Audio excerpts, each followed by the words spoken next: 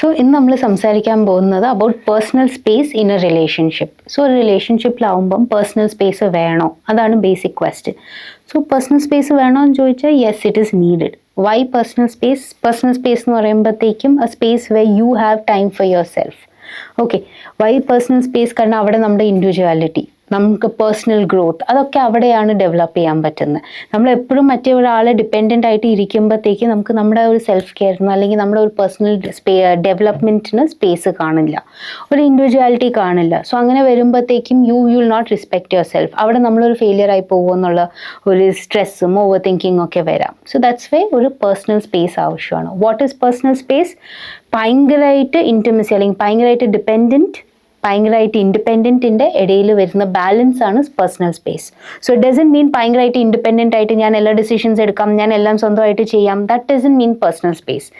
Of course റിലേഷൻഷിപ്പിലാവുമ്പോൾ രണ്ട് partners ഒരുമിച്ച് ഡിസൈഡ് ചെയ്തിട്ട് വേണം you all go forward. So ഭയങ്കരമായിട്ട് ഇൻഡിപെൻഡൻറ്റും ആവാൻ പാടില്ല. ഇതിൻ്റെ രണ്ടിൻ്റെ ബാലൻസ് ആണ് personal space. What are the types of personal space എന്ന് ചോദിക്കുമ്പോഴത്തേക്കും ബേസിക് ഫസ്റ്റായിട്ട് നമ്മളെല്ലാവരും നമുക്കറിയാവുന്ന പോലെ ഫിസിക്കൽ സ്പേസ് എന്ന് പറയുമ്പോഴത്തേക്കും may be a separate room for us, അല്ലെങ്കിൽ separate living area, somewhere where you have a separate space for yourself. അത് നമ്മുടെ ഒരു ഫ്രീ സ്പേസ് ആവാം, അത് ഫിസിക്കൽ സ്പേസ്. അല്ലെങ്കിൽ ഇമോഷണൽ സ്പേസ് എന്ന് പറയുമ്പോഴത്തേക്കും വേർ യു ക്യാൻ ഫ്രീലി നമുക്ക് തോന്നുന്ന കാര്യങ്ങൾ, നമ്മുടെ തോട്ട്സ്, നമ്മുടെ ഡിസിഷൻസ്, ഇമോഷൻസ്, ഫീലിങ്സ് എക്സ്പ്രസ് ചെയ്യാൻ പറ്റുന്ന. So your partner is not controlling you. ആ ഒരു കൺട്രോൾ അല്ലെങ്കിൽ ഡിപ്പെൻഡൻസ് അവിടെ വരുന്നില്ല. ഫ്രീ ആയിട്ട് നമുക്ക് സംസാരിക്കാൻ പറ്റുന്ന ഒരു സ്പേസ്, അതാണ് ഇമോഷണൽ സ്പേസ്. അല്ലെങ്കിൽ മെൻ്റൽ സ്പേസ് എന്ന് പറയുമ്പോഴത്തേക്കും നമ്മുടെ ഇൻട്രസ്റ്റ്, ഹോബീസ്, പാഷൻ ഒക്കെ ഫോളോ ചെയ്യാൻ പറ്റുന്നത്. So may be your partner doesn't like it. So നമുക്ക് നമ്മുടെ ഒരു ഹോബി ഉണ്ടാവും, പാർട്ട്ണറിന് ചിലപ്പോൾ അത് ഇഷ്ടമില്ല എന്നാവും. നിങ്ങൾ രണ്ടുപേരും അതിൽ ഒരുമിച്ച് പോകേണ്ട ആവശ്യമില്ല. U can go. If you like dancing, you go for it.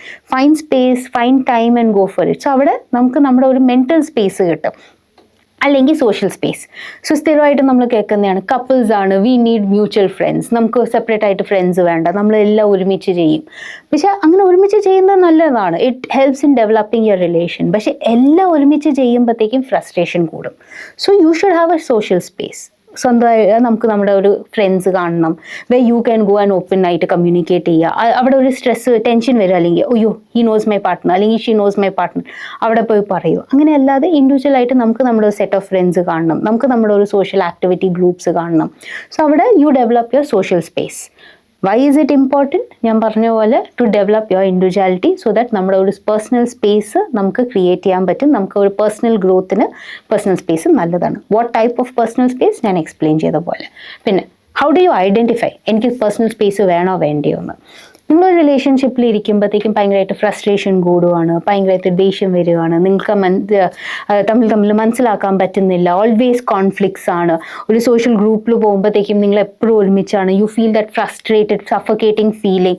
അവിടെ you have to take a time break. That means നമുക്കൊരു പേഴ്സണൽ സ്പേസ് ആവശ്യമാണ്. ആ റിലേഷൻഷിപ്പിൽ ചിലപ്പോൾ ആ ഒരു പേഴ്സണൽ സ്പേസ് കിട്ടുന്നില്ല. അങ്ങനെയാണ് if you are feeling all this, then you look into what type of personal space. ഞാൻ എക്സ്പ്ലെയിൻ ചെയ്ത പോലെ different types of personal space ആണ്.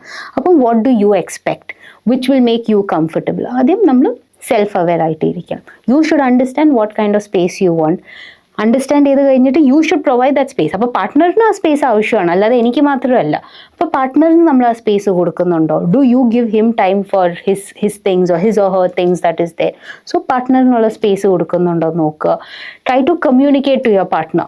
Okay, this is what you are expecting, ഇതാണ് എൻ്റെ feelings. അവിടെ ഞാൻ പറഞ്ഞ പോലെ ഇമോഷണൽ സ്പേസ്. സോ എക്സ്പ്രസ് ചെയ്യുക. അവിടെ പേടിച്ച് അല്ലോ വാട്ട് വിൽ ഹി ഫീൽ അല്ലെങ്കിൽ വാട്ട് വിൽ ഷീ ഫീൽ എന്ന് തോന്നാതെ പോയി എക്സ്പ്രസ് ചെയ്യുക in a very gentle way. So അവർ പറയുന്ന കാര്യങ്ങൾ കേൾക്കുക, എന്നിട്ട് എക്സ്പ്രസ് ചെയ്യുക. അവിടെയാണ് ഒരു ആക്റ്റീവ് കമ്മ്യൂണിക്കേഷൻ ഡെവലപ്പ് ചെയ്യാൻ പോകുന്നത്. And at the same time have a space. So ഒരു social circle, social gathering and all that. So you can have a space for yourself. This is how ഒരു personal space എങ്ങനെയാണ് cultivate ചെയ്യാൻ പോകുന്നത്, അതാണ് ഇതിൻ്റെ basic. So small step, first self aware ആയിട്ട് ഇരിക്കുക, what are you doing. Second step communication increase ചെയ്യുക.